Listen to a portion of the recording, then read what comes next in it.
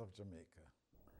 One of the enduring traditions of Christmas is the coming together of families and friends. At Christmas, the road from various continents leads back to Jamaica, and families throughout the island eagerly await the arrival of their loved ones. Let me welcome home all those who have come to gladden the hearts of their families and friends, and to be re-energized in this beautiful land of ours. I also welcome our friends, many of whom are return visitors, and hope that this Christmas in Jamaica will be your best ever. It seems easier to extend the hand of love and friendship and to be good neighbors in the spirit of Christmas. I hope that Christmas still means togetherness for all of us.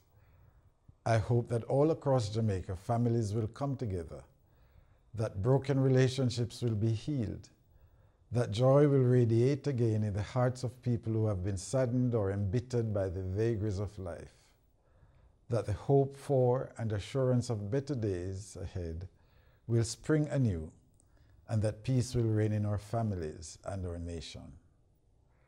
For most people, this is a time for celebration.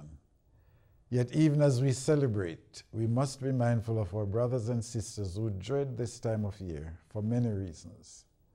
For some, unhappy memories come to the fore. It is a time of loneliness and sadness and regret. There are those for whom Christmas is just another day of trying to survive in the streets.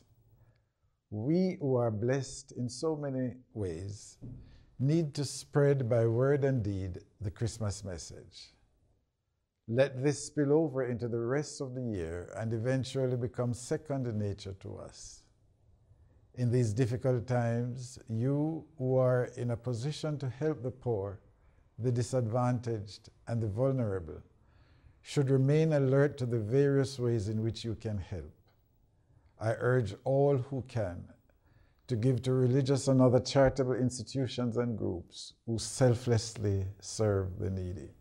We can also spread the Christmas message of love by caring for our senior citizens, especially those in homes for the aged, visiting our at-risk children in state homes and motivating them to believe in themselves, and protecting our children from all forms of abuse.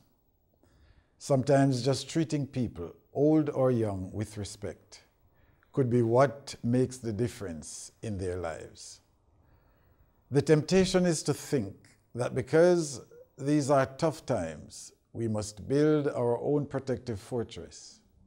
In that case, we would be like the innkeepers who barred their doors to Joseph and Mary, and like those who have lost hope. But we have enough reason to hope, despite the difficulties which confront us.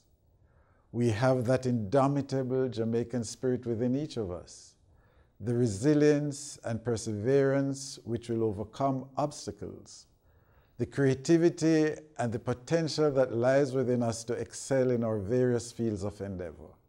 We can have peace in our communities when we demonstrate respect for others and tolerance of their views. When we opt to resolve our differences through dialogue, mediation, or other nonviolent paths to conflict resolution.